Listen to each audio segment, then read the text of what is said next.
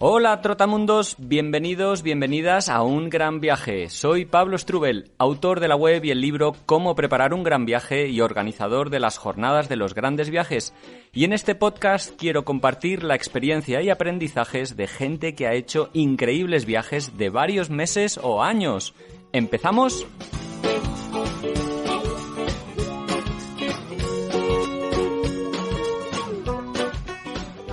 Hola, viajeras, viajeros, ¿cómo estáis? Una semana más volvemos, muchísimas gracias por escuchar. Y el programa que hoy arranca forma parte de una serie de 6 programas en el que vamos a hablar de algunas de las rutas míticas, de esas que con solo mencionar su nombre pues dan ganas de recorrerlas. Por ejemplo, la Ruta de la Seda, la Panamericana, África de cabo a rabo, Tarifa a Cabo Norte, el Transiberiano, o por ejemplo viajar hasta las Antípodas, que en el caso de España se encuentran en el Pacífico, en Nueva Zelanda. Bueno, vamos a hablar de ellas desde un punto de vista práctico. Para quien sueñe recorrerlas, pues pueda empezar a tener más claro aspectos como los lugares más especiales a visitar, la duración, las diferentes alternativas que hay, visados, presupuestos, seguridad, todos los temas que cuando uno empieza a soñar y a plantearse con hacer este tipo de viajes, pues quiere saber. Y lo vamos a hacer conversando con viajeros que las han recorrido recientemente. Serán ellos quienes nos expliquen aspectos prácticos de cada una de las rutas, así como algunas vivencias, anécdotas que han ido teniendo en sus viajes. Dejadme que os comente que estas charlas formaron parte del ciclo de entrevistas que organizamos Iciar y yo en las jornadas de los grandes viajes virtuales, y te las traemos en formato podcast, pues para que puedas escuchar tranquilamente allí donde te encuentres. Este que escuchas es el primer programa y se lo dedicaremos a África. Iciar Marcotegui y yo hablamos con Rosalía Arenas y Juan Cargarijo de cómo es recorrer África de norte a sur y viajar por ese continente. Ellos lo hicieron en 4x4, pero bueno, también es una charla que hacemos pensando en todo tipo de medios de transporte y que resulta súper interesante. Ellos recorrieron este continente durante más de 2 años y en la actualidad pues su ruta ya les ha llevado hasta América del Sur. Y si al acabar el podcast queréis saber más de su viaje, podréis hacerlo en su web veroiryviajar.com o en las redes sociales con el mismo nombre. Ya veréis, es una conversación en la que nosotros pues nos sentimos súper identificados con muchísimas cosas que dijeron y que nos recordaron a nuestro gran viaje de 1 año por ese continente africano que hicimos desde Sudáfrica hasta Marruecos, nosotros en cambio de mochileros, y fruto del cual pues nació el libro Cómo preparar un gran viaje, las jornadas de los grandes viajes y bueno, casi se podría decir que hasta este podcast que estás escuchando. En fin, no me enrollo más y os dejo con esta interesantísima conversación que espero que os guste.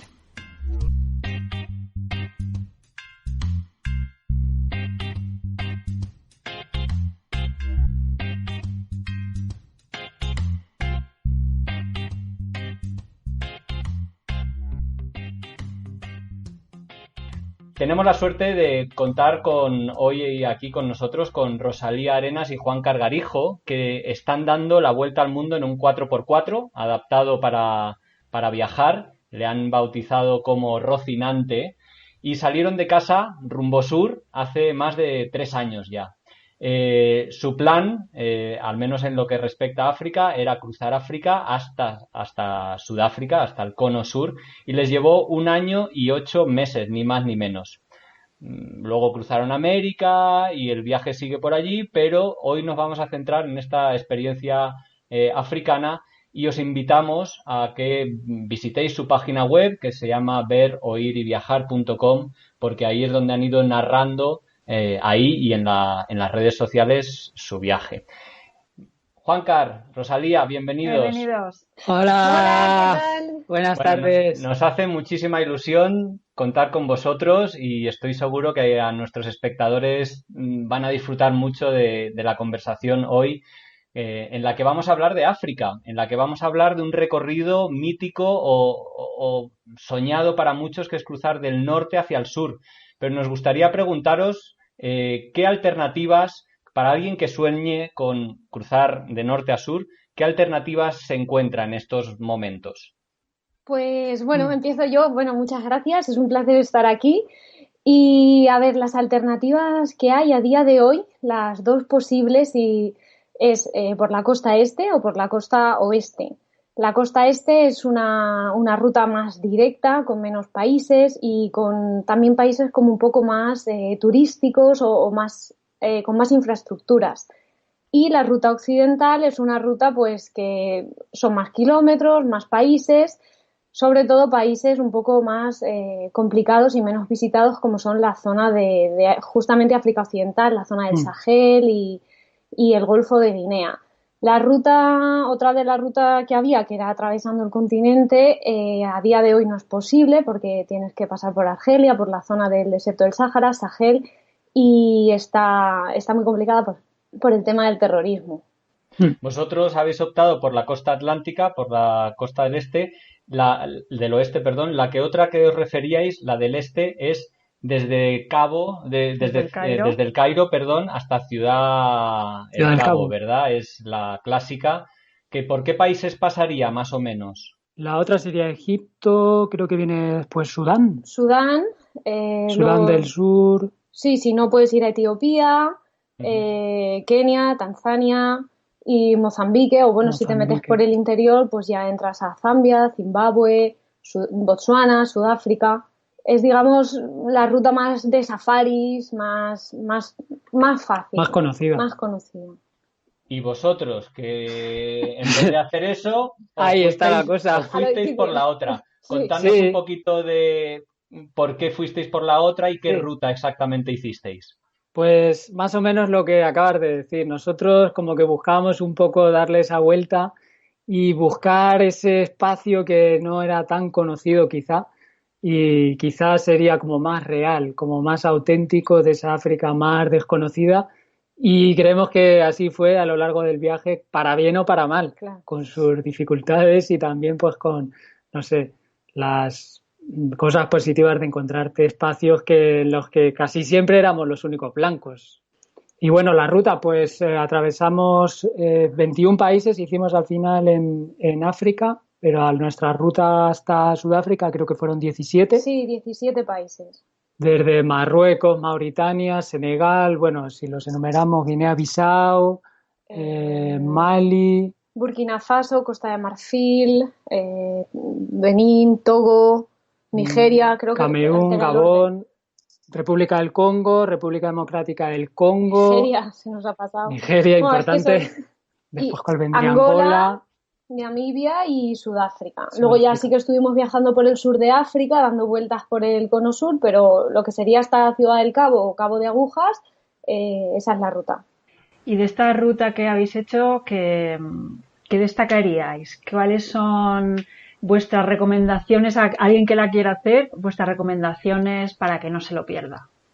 Bueno, pues a ver, nosotros es que somos amantes de la naturaleza, aunque suene muy dicho, entonces realmente lo que más vamos a decir son cosas naturales.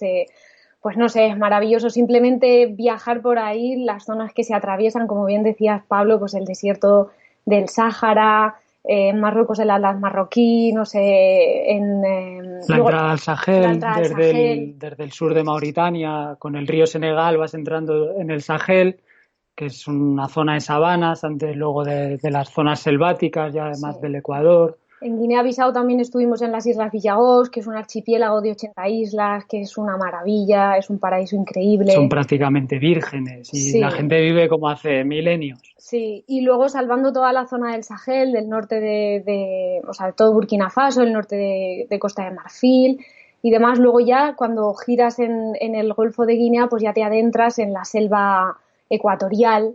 En Camerún, por ejemplo, subimos el Monte Camerún, que son 4.090 metros, aquello es impresionante, es un volcán que está en el mismo borde del Océano Atlántico y es una zona. Que es prácticamente en el Ecuador, pero sin embargo arriba hace muchísimo frío, o sea que llega incluso a nevar y Es de hecho es una maravilloso. de las zonas más húmedas de la Tierra, es creo que la más lluviosa de toda África y bueno, Y es impresionante la selva que hay a los pies sí, cuando arriba es todo negro, volcánico y solo hay que sí. lava y ceniza. Y siguiendo más, bueno, nos hemos pasado el río Níger, que lo cruzas 2 veces, en Mali y luego lo vuelves a ver en Nigeria. Luego en los Congos, el río Congo, que es espectacular, tanto verlo en su desembocadura como encontrarlo en Matadi, si es que se cruza por Matadi, por ejemplo, que es Boma, Matadi, ciudades míticas con todo lo bueno, sobre todo con todo lo malo. Y luego pues el desierto del Namib, conforme Namib, sí. Angola es una transición de la selva hacia el desierto, y Sudáfrica, por ejemplo, es un país de muchos contrastes, tropical, costa índica, costa atlántica, desierto, montaña, clima mediterráneo, es maravilloso el país. Quiero decir que a partir de Namibia entramos en la zona donde se pueden hacer muchos safaris, claro, que ya hay muchos parques nacionales de fácil acceso, porque en la zona ecuatorial, en Gabón, por ejemplo, hay muchos parques nacionales para ver gorilas y demás, pero son muy caros. Cosa que a partir de Namibia, Sudáfrica, es bastante asequible, donde se puede disfrutar muchísimo de los animales. Y luego Botswana pues es el paraíso de la vida salvaje africana, es una maravilla, el Kalahari, el delta del Okavango, el río Chobe, bueno, sí, los animales están sueltos por todas partes, los parques no tienen vallas y vas por la carretera por un camino y cruzas manadas de elefantes, de cebras, leones y bueno, de todo. De todo. Impresionante. Si no me equivoco, vosotros bajasteis, a un ritmo normal y luego os quedasteis mucho tiempo en el cono sur, ¿verdad? Sí. Ahí es donde le sacasteis más jugo. ¿Por qué? ¿Era más fácil la logística allí? ¿Por qué pasasteis más tiempo ahí abajo? En total nos costó bajar 9 meses, que es un tiempo bastante bueno. Y luego pasamos el resto del tiempo allí porque hay más opciones para disfrutar, digamos, para moverse con libertad. No hay exigencias de visados, salvo determinados países, y si la hay es mucho más fácil obtenerlos. Las infraestructuras, la seguridad, todo. La oferta turística, las posibilidades de conocer, de comprender son mucho mayores, y es por eso que ahí estuvimos más tiempo. Es todo más relajado, porque en el resto de países del África Occidental, digamos que hay muy pocas infraestructuras y toda la población vive muy pegada a los pocos caminos o carreteras que hay, ¿no? Entonces el espacio, vosotros lo sabéis bien, es mínimo. Y si uno quiere simplemente acampar, lo tiene hasta complicado porque aparecen 1000 personas que te quieren conocer y a veces está bien y a veces no tanto. Y una vez uno va llegando a partir, diría, de Angola, Namibia, hacia abajo, pues los espacios empiezan a dilatar y uno empieza a encontrar un poco de esa África que ha visto muchas veces en la televisión y a relajarse, a disfrutar más del espacio y la naturaleza, y eso a nosotros pues nos absorbió mucho. Sí. Sí. Este viaje que vosotros hicisteis en coche os daría mucha libertad para gestionaros los tiempos y demás. Pero ¿cómo creéis que sería hacer? Seguramente habéis conocido a otros viajeros en otros medios de transporte, incluso en transporte público o a dedo o en bicicleta o así. ¿En qué creéis que cambia el viaje haciéndolo de alguna otra manera que no sea en coche? Pues, a ver, hemos conocido viajeros en bici, un marroquí que seguía nuestra misma ruta, y luego también un motorista, a Col de Burgoa, que nos lo cruzamos en Angola. Sí. Y no hemos visto a nadie, de mochilero no hemos cruzado a nadie, pero sí que hay gente que lo ha hecho. Bueno, vosotros mismos lo hicisteis. Y bueno, pues el coche te da seguridad, te da independencia, cosa que no te da un transporte público, por ejemplo, que tienes que acabar muriendo en todas las ciudades, en todos los núcleos de población. Cosa que en África, aunque vayas en coche, tienes que pasar por todas las ciudades, pero los puedes evitar en la medida de lo posible, se pueden evitar.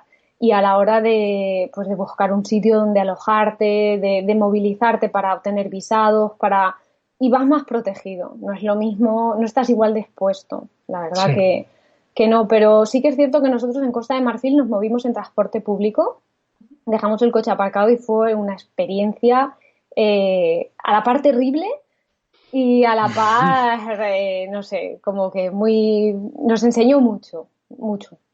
¿Terrible por qué? Igual no es el adjetivo, pero... Bueno, sobre todo diríamos por términos de seguridad, ¿no? Porque digamos que conducen de una forma un poco agresiva, por así decir, ¿no? Sí. Y las medidas de seguridad que hay en los autobuses o en los medios de transporte pues son bastante bajos, ¿no? Entonces es todo un poco precario, las rutas también, y digamos que cuando uno va en su propio vehículo puede esquivar un poco mejor el peligro que si depende de otras manos, ¿no? Claro. Y luego conducir de noche, allí se conduce de noche, nosotros no lo hacemos nunca.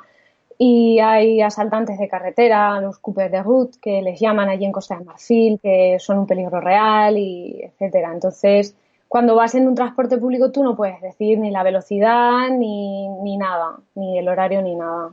Que eso es Claro, otra cosa. nosotros, por ejemplo, lo hicimos en transportes públicos, primero porque no teníamos dinero para gastarnos en un vehículo, pero luego también queríamos, pues, empaparnos, mezclarlos con la gente, y eso lo cumplimos y lo conseguimos con creces. Para bien o para mal. De hecho, Desde el demasiado. primer minuto. Pero, efectivamente, pero para mí eso no era eso era una cosa positiva. Para mí lo peor, y lo ha dicho Rosalía, es el hecho de tener que morir siempre en las ciudades, empezar y morir en las Sí, ciudades. Y creo que los que se estén planteando cruzar en África, hacerlo en su propio transporte, ya sea una bicicleta, una moto, un coche, da una libertad que tiene mucha recompensa en ese continente. Sí, sí, quizá también sin para el duda. cruce de las fronteras, que si las También. tienes que hacer en transporte público o a pie para poder enganchar otro transporte en el siguiente país, si vas en tu vehículo, aunque conlleva muchos trámites que también son duros, puedes escapar un poco más, ¿no? Y supongo que eso también es una ventaja. Vosotros lo hicisteis en Rocinante es un 4x4. Habladnos un poquito más qué tipo de coche es, cómo lo habéis adaptado, porque creo que dormís en él. Hablarnos brevemente de cómo es vuestro vehículo. Sí, es un Land Rover 130 y en la parte trasera es un pick-up. En la parte trasera tiene montada lo que los franceses llaman una célula. Nosotros lo compramos en Francia y por eso es así como lo llamamos.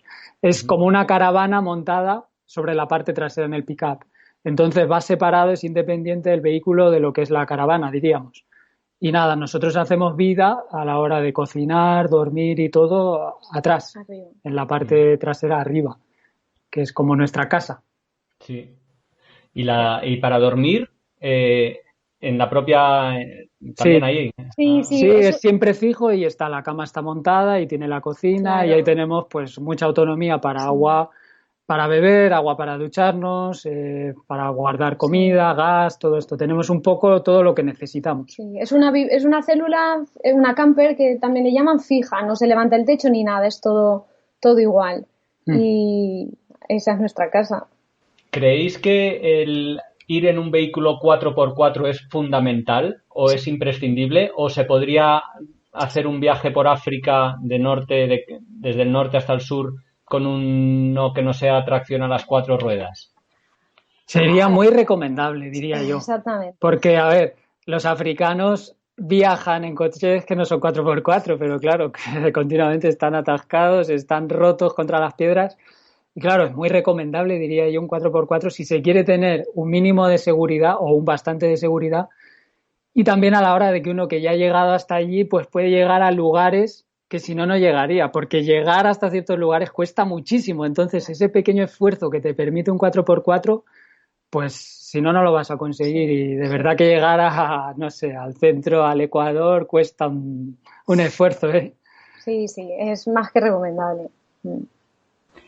Vosotros, hablando un poco del 4x4, supongo que lo más difícil será la época de lluvia si te pilla en una zona donde pueden estar las carreteras pues embarradas o lo que sea. ¿Dónde os pilló la época de lluvia? ¿Si tuvisteis problemas o los resolvisteis bien o cómo fue? Pues a ver, las lluvias, si viajas lento o relativamente lento, ¿no? Te van a pillar porque se mueven longitudinalmente y el continente pues está, eso, Latitudinalmente. latitudinalmente y el continente está entre los trópicos, entonces te van a pillar. Sí o sí, a nosotros nos pillaron en el Sahel, en Burkina Faso, toda la zona esa, y ya entrando hacia el Golfo de Guinea. Y donde más fuertes fueron fue en Nigeria y en Camerún. Mm. Zona Eh, ecuatorial. Eso nos impidió poder visitar determinados lugares porque realmente son barrizales increíbles en los Mm. que, bueno, si tienes un vehículo más o menos ligero y te atreves, se puede entrar sin problemas. Ya depende de cada uno, del peso que lleve, de las condiciones, la habilidad de conducir, las herramientas 4x4 y demás. Nosotros eso lo evitamos, pero aún así nos las tuvimos que ver, Claro, sobre todo en Nigeria, en la zona de... porque muchas veces no hay alternativa, ¿no? Claro, La única claro, ruta es de exactamente, tierra y sí, pasan los camiones y, sí, no sé, hacen unas roderas de 1 metro de profundidad y por ahí tenemos sí, que pasar todos. sí. De hecho, fue en Entonces, Nigeria, se nos rompió una pieza del coche, al meternos en un pozo enorme de agua en Nigeria, yendo a por el visado de Camerún, en la región de... ahora no recuerdo el nombre. Del delta del Níger. Y bueno, pues así, o sea, es inevitable, te las vas a cruzar sí o sí. Lo importante es, pues, asumirlo y ya está. Sí, intentar buscar, no sé, Sí. que sea una zona asfaltada más que nada por donde se tenga que pasar, Sí. pero eso en África, por la zona occidental es muy complicado. Muy complicado, muy complicado. Porque el asfalto escasea muchísimo. Sí que es cierto que si te pillan países un poco más tensos conflictivamente o más volátiles o más difíciles como RDC o países que tengan en ese momento una situación complicada, sí que te puedes pillar un poco los dedos si te ocurre algo. Claro. Sí. Entonces, cuando empezasteis a preparar vuestro viaje para que empezaba cruzando África, ¿qué cosas tuvisteis que tener en cuenta o preparar especialmente, sea de la ruta, del vehículo, así? ¿Qué cosas hay que tener en cuenta para cruzar África?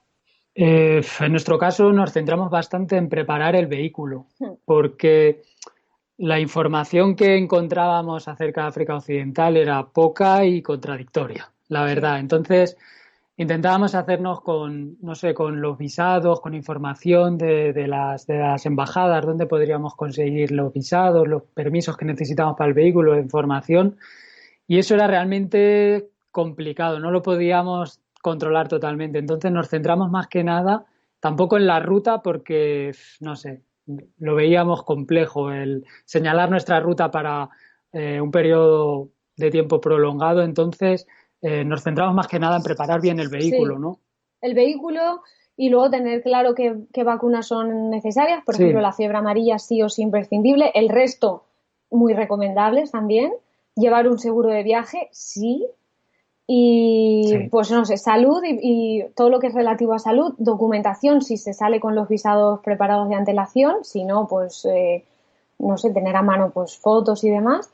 Y sobre todo el vehículo con el que se viaje, pues tener repuestos y conocimientos de mecánica.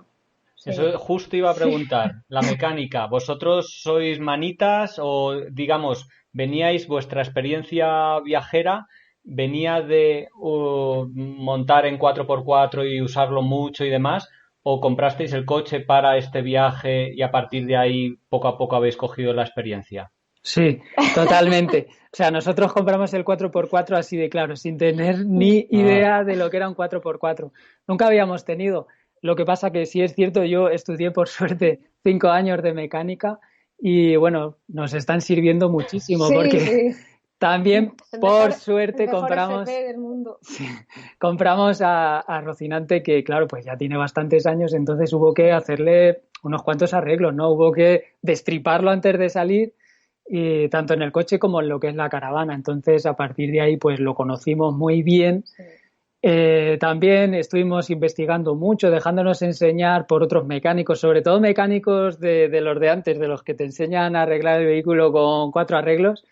Y eso nos ha servido muchísimo para base de trucos muchas veces, porque muchas veces no tienes piezas en esos lugares, no vas a encontrar piezas o mecánicos que sean fiables y te las tienes que valer por ti mismo. Entonces, en ese sentido sí que nos ha servido tener unos conocimientos y sería algo muy recomendable, pero claro. Aún así salimos y hasta que no llegamos a Senegal no controlaba el vehículo, porque ha conducido todo él. Claro. Sí, ¿Y tú, Rosalía, no te animas?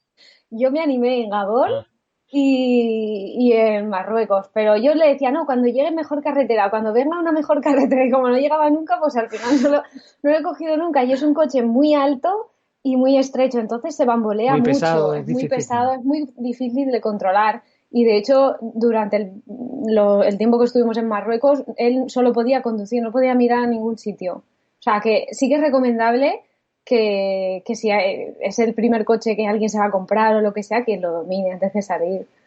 ¿Y cuánto os costó comprar el coche y arreglarlo? O sea, ponerlo a punto para que estuviera exactamente como vosotros queríais. Nosotros lo compramos en Francia, como dije, y creo que fueron 11.000 euros el coche con la caravana. Cuando lo compramos creo que tenía 23, 24 años, o sea que ya tenía lo suyo. Y luego nosotros invertimos aquí pues otros 3.000, por ahí. Pongamos que unos 15.000 euros. Sí, podríamos decir. Y luego de viajar en ruta, ¿qué presupuesto manejáis? Supongo que varía mucho de país a otro, pero no sé si tenéis un cálculo de media de vuestro periplo africano. Sí, sí, sí que lo tenemos y gastamos de media 700 euros al mes. ¿Los Los dos? dos y el coche. Joder, Más no es nada. Los aparte, tres. o sea, los tres, más aparte, y aparte luego fueron casi 1.000 euros cada uno solamente en visados. Que es Claro. muy importante, la partida de los visados es tremenda porque hay visados que son muy caros para 2 días que vas a cruzar el Sí. país.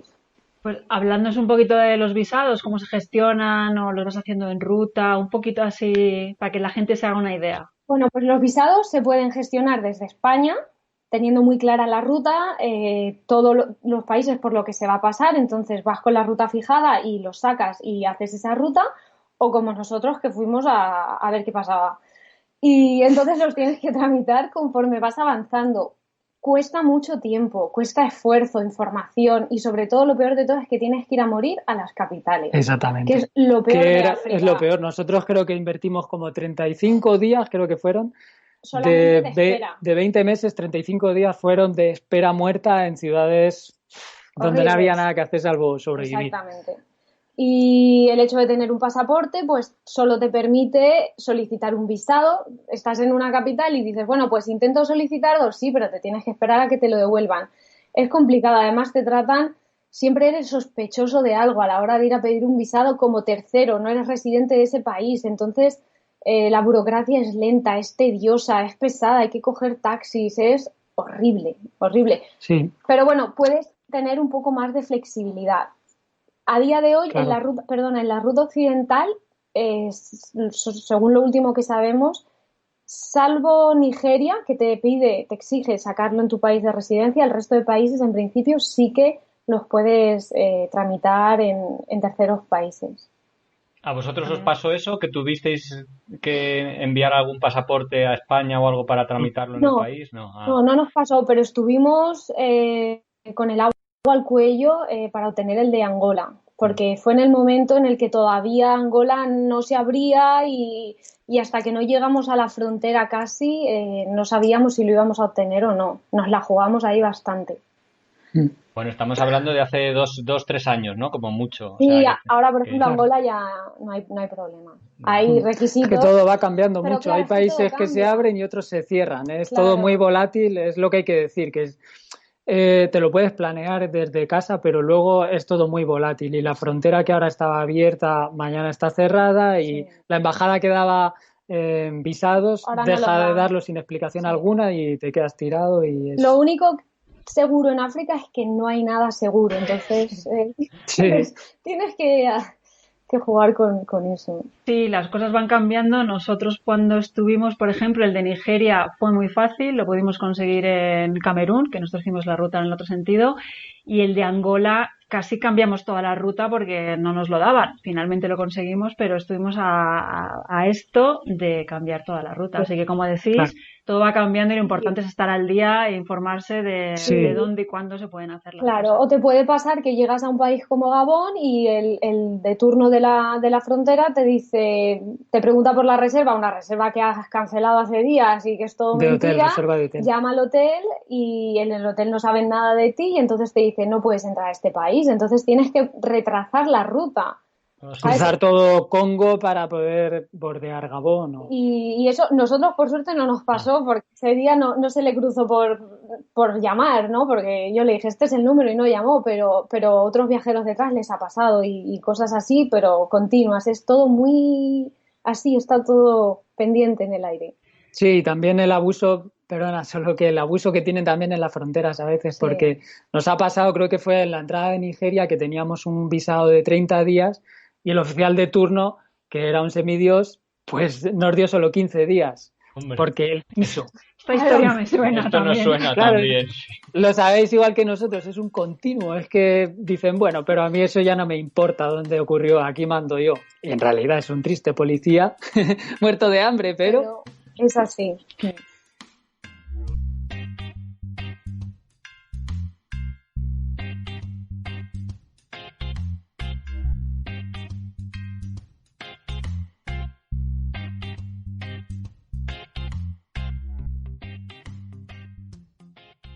Cuando hablamos de África, creo que una de las preguntas que más le surgen a la gente es sobre la seguridad, ¿no? Sobre cuáles son las condiciones de seguridad y sobre los 1000 y un problemas que puede haber. Entonces, desde vuestra experiencia, ¿cuáles creéis que son los riesgos que puede vivir un viajero?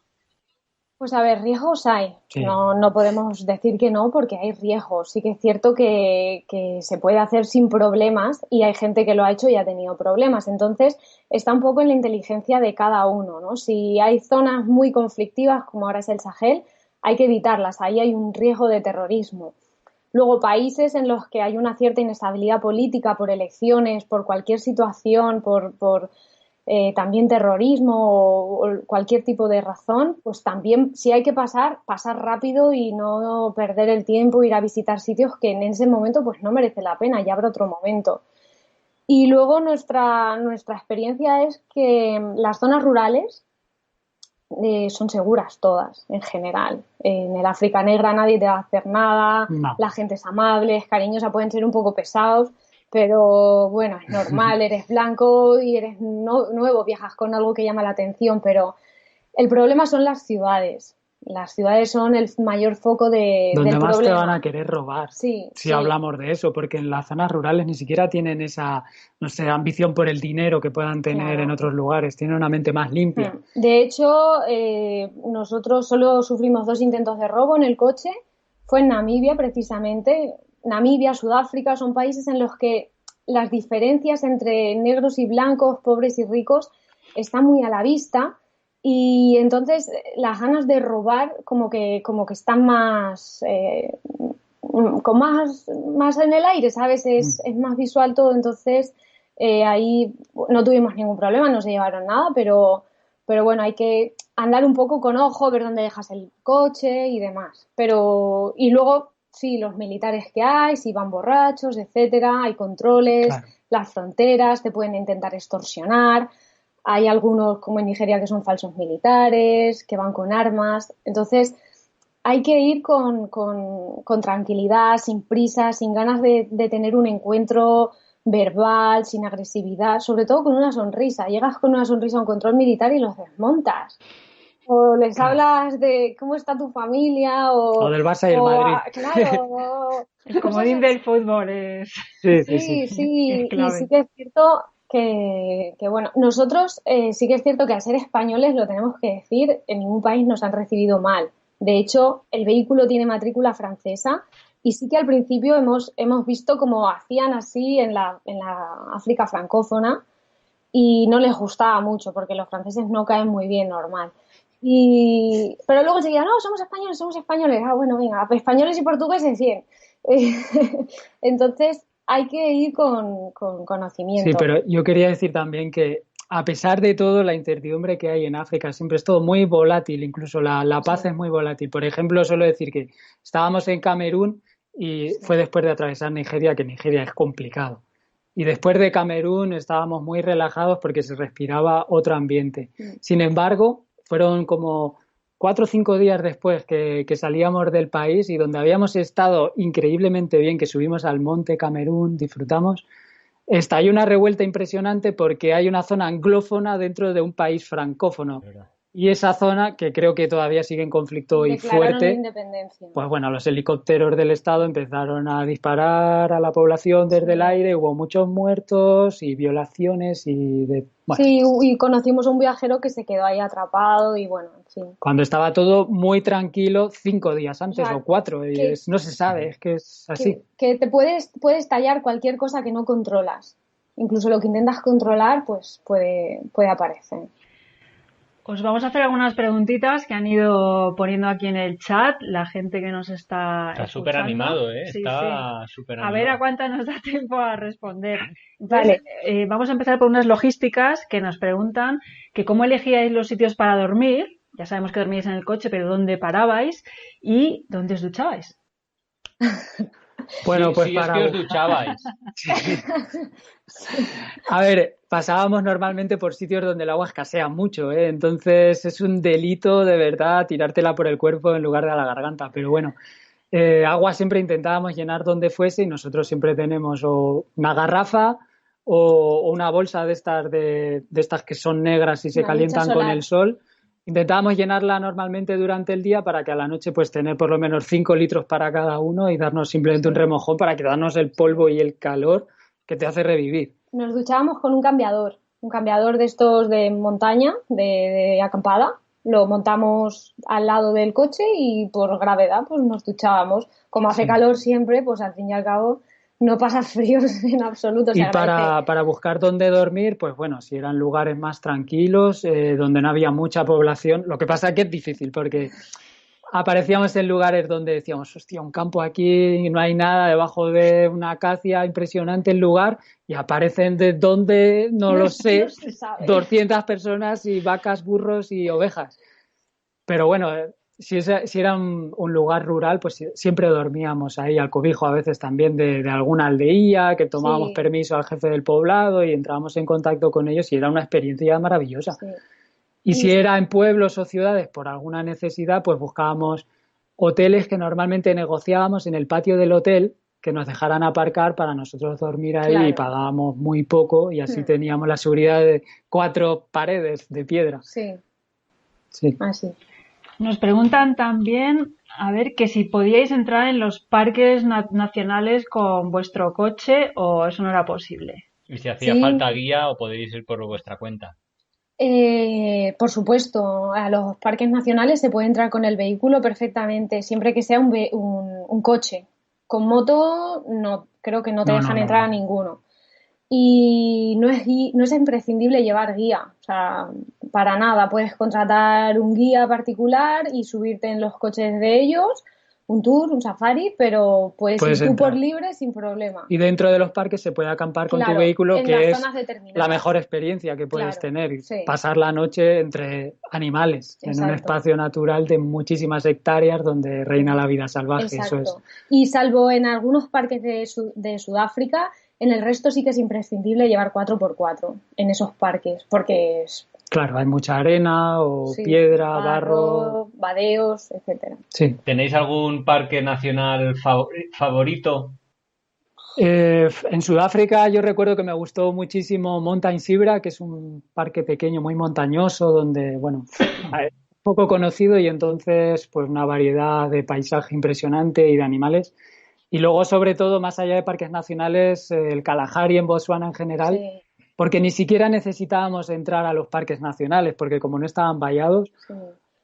Pero hubo en el Kalahari, al sur de Botsuana, lo visitamos en época de lluvias, que no es lo habitual, y pudimos ver el desierto del Kalahari florido y eso fue muy bonito. O sea, fue una experiencia y es una zona, bueno, Botsuana en general es maravilloso, pero sí. Venga, otra preguntita que nos hacen por aquí es que ¿qué país os gustó más? Esta es una pregunta muy difícil, pero ahí os la dejamos. Sí, para mí Botsuana, es que ya me repito con el Kalahari, pero yo estoy enamorado, lo llevo ahí en el corazón y no sé, para mí fue impresionante la vida salvaje que hay ahí porque hay muchos más animales, pero muchísimos más animales que personas, entonces es salvaje 100%, solo necesitábamos estar a la orilla de cualquier charca o cauce mísero de agua y los animales acudían por la noche a beber. Bueno. Maravilloso. Y Camerún también, a pesar de que con las lluvias no pudimos movernos libremente, es otro de los países que nos dejaron huella. La selva. Sí. Yo tengo una pregunta muy práctica y muy concisa del tema de documentación del vehículo. Hace falta el carnet de pasaje, pero si no me equivoco, o el carnet internacional van venciendo en su duración. ¿Es esto cierto o cómo lo hacéis y si es cierto, cómo se hace para renovar en ruta la documentación? Sí, bueno, nosotros nos la jugamos y viajamos sin carnet de pasaje. O sea, de hecho, de haberlo sabido, de haber sabido cómo era África, a todo lo pasado lo hubiéramos llevado, ¿no? Porque te das cuenta de que aunque los países por los que pasamos no era requisito imprescindible, sí que es cierto que en el momento hubieran cerrado una frontera y hubiéramos tenido que pasar por otro en el que sí que lo era, nos hubiéramos pillado los dedos. Entonces, sí que lo recomendaríamos. Pero nosotros no lo sacamos. En principio tiene duración de 1 año, creemos, y la verdad que nosotros conocemos los trámites para el francés. Claro, como el vehículo es francés, entonces tampoco podemos decir mucho al respecto, pero es posible hacerlo sin carnet de pasaje. Con un permiso temporal de Bueno, importación claro, sí. en cada En país. cada país haces como si fuera, sí, eso. Haces un papel por 15 días, 30, lo que ellos consideren, te cobran, ¿no? Lo que les parezca y te dejan circular libremente. Luego siempre lo rellenan mal, es mentira, no vale Te para amenazan con no nada, darte el permiso aunque sea legal. etcétera. Mil Si son 2 historias. euros te quieren cobrar 200 y a veces te toca pagarlo Mil porque no hay más. historias, sí, pero bueno, es África. A ver, otra preguntita que hacen por aquí, que es ¿dónde guardabais los documentos importantes o las cámaras o la tecnología que llevaseis? ¿Dónde iban seguros? ¿Lo llevaríais en el coche, supongo? Sí, Sí. tecnología poca, porque somos poco tecnológicos, entonces eso no era nuestra preocupación y los documentos siempre encima. Sí. Y nunca entregárselos a nadie, o sea, donde iba el documento ibas tú con el de la mano, no Lo más entregárselo a importante. nadie, eso es lo más importante, no perderlo de vista, porque ahí lo pierdes de vista un segundo y te quedas sin documento y te quedas muy tirado. Entonces lo llevamos... Porque te lo va a pedir mucha gente. Sí, por supuesto. Que no son policías y te Sí. quieren meter miedo, como que dámelo, que te voy a Sí, ayudar, sí. o dámelo porque si no vas a tener Entonces, problemas. en una riñonera de estas de viaje, que son pegaditas al cuerpo, hay siempre el pasaporte, la cartilla sanitaria y ya está. Sí. Otra preguntita práctica, claro, de el dinero, ¿cómo funciona? ¿Hacía falta todos los pagos en efectivo? ¿Se puede usar tarjeta? ¿Hay cajeros? Contadnos vuestra experiencia. Pues a ver, nosotros llevábamos dinero en metálico, no mucho, porque tampoco era cuestión de ir con mucha cantidad de dinero, euros y dólares. Es mejor los dólares, se cambian mucho más fácil. Y euros solamente los empleamos para pagar el visado de Mauritania, porque se paga en la frontera, si es que tienen internet en ese momento, si no, no. Y luego hemos ido sacando dinero con la tarjeta. En principio, como acabas pasando por poblaciones grandes, siempre hay cajeros. A día de hoy hay cajeros prácticamente en todos los sitios y te puedes hacer moneda con moneda local. Luego, muchas zonas de África Occidental, muchos países comparten la misma moneda, el franco cefa, Sí. en África Occidental y en África Central. Y entonces es fácil encontrar dinero. Incluso hay cajeros en zonas que, vamos, ni te lo puedes ni imaginar. Yo tengo una pregunta un poco reflexiva sobre vuestro viaje o vuestra ruta por África. Si ahora tuvierais que volver a empezar ese viaje, a soñarlo y a planearlo o a hacerlo, ¿qué cosas haríais diferentes? Aparte de lo del carnet de pasaje que ya habéis contestado, ¿variaríais la ruta? ¿Lo haríais en otro transporte? No sé, ¿qué cosas haríais diferentes si hicierais algo diferente? Yo creo que no en sí, no sé, es que así, ahora que ya pasó, la verdad, cuando lo hablamos fue duro, fue Sí. bastante duro porque cuando uno sale desde aquí quiere saber algo de África, pero una vez atraviesa creo que la frontera de Mauritania y entra en Mauritania, de verdad que se abre un universo, si va en dirección sur, se abre un universo ahí que de verdad nota que se está metiendo en un universo que le va modelando a sí mismo cada paso que da. Entonces, bueno, no sé, creo que aunque fue duro, los aprendizajes que tuvimos es que es como que cada minuto allí contó como años o no sé, o meses en este mundo de aquí. Entonces, creo que no cambiaría, no sé, me volvería a lanzar ahí. Sí, quizá intentaríamos ir por otros países de África Occidental que no visitamos, ¿no? Porque dentro de África Occidental se puede trazar una ruta más o menos diferente, depende de los que quieras pisar, pero yo creo que salvo eso, poco más, tampoco cambiaríamos nada. Sí. Nos preguntaban por aquí si en algún momento del viaje os habéis arrepentido o os habéis echado las manos a la cabeza y habéis dicho, Dios mío, ¿qué hago aquí? Sí, sí. África Occidental es Sí. muy, muy absorbente, muy estresante, es muy intenso y no se puede gestionar tan rápidamente como uno quisiera, ¿no? Entonces llegó un punto en el que estuvimos saturados porque no comprendíamos muchas de las cosas que veíamos y no éramos capaces de asimilar todo.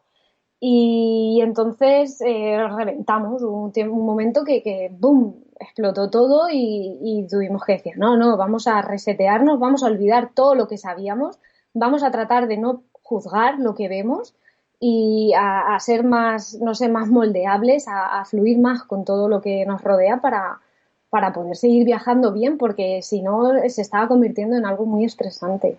Sí. Yo he de decir que me estoy sintiendo, o sea, súper identificado con vuestras reflexiones. Nosotros, como os comentamos, pues hicimos el viaje en transporte público en 2010, o sea, antes lo hicimos de sur a norte, un año.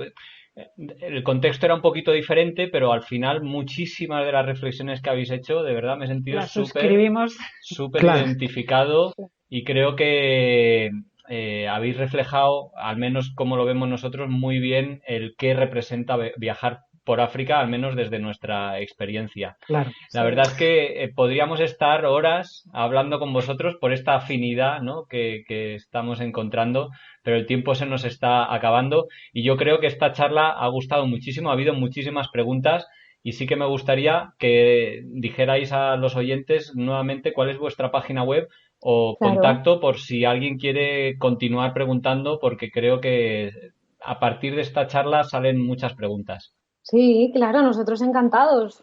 Nos podéis escribir a través de Instagram, de Facebook, en Vero Ir y Viajar, o el correo electrónico, que lo podéis encontrar en la web, veroirviajar.com, y si no, pues lo decimos, que es veroirviajar@gmail.com.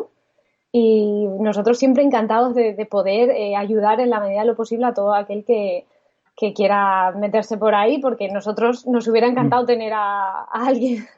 Sí, pero aún así a uno no le queda nada más que lanzarse, claro, porque por mucho que trate de imaginarlo, no lo va a imaginar como es. Claro, además es un universo lo tiene que aprender por sí mismo. Sí. Justo te iba a preguntar eso, un poco a modo de cierre, no sé si teníais alguna reflexión o empujoncito para alguien que se lo esté planteando y que le dé un poco África impone, esa es la verdad, ¿no? Sí. Pero no sé si tenéis alguna reflexión que hacer de cierre.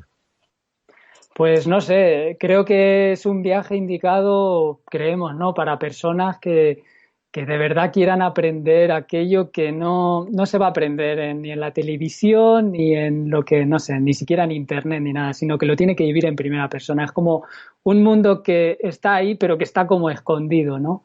Hay una realidad ahí que la tiene que escarbar para conocerla, y si de verdad quiere comprender este mundo nuestro, tiene que conocer esa parte, aunque sea dura, porque la vida es así. Para ese tipo de viajeros creo que es África, no sé. Bueno, y con esta reflexión que ha sido la guinda ya de la conversación, pues no nos queda más que agradeceros muchísimo, Rosalía y Juancar, vuestra participación.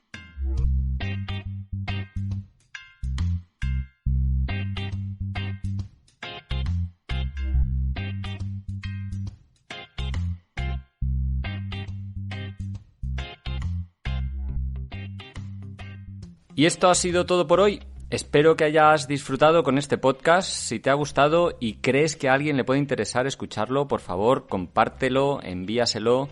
Y también, si le das al me gusta en esta plataforma, ayudará a que tenga más visibilidad y que más gente lo encuentre y lo escuche.